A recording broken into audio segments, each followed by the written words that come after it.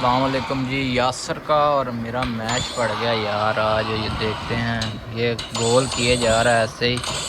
मैं अभी कैमरा खोलने लगा था और ये गोल करने शुरू कर दिए इसने। ये देखें जी, एक कर दिया इसे। अब इसका रिएक्शन देखें। दो हो गए हैं इसे, तीन हो गए, तीन।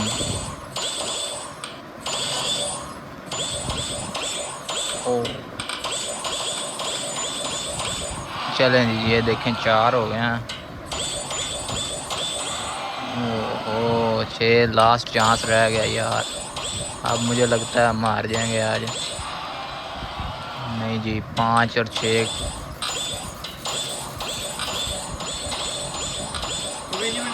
6-6 हो गया जी, बराबर। अब देखते हैं किसके खाते हुए जाती है गेम। और यासर विन हो गया यार। मेरा और ये देखें, यासर का मुकाबला हो। यासर इधर और ये देखें जी, मुबीन बैठा हुआ है अपने ही ध्यान लगा हुआ है।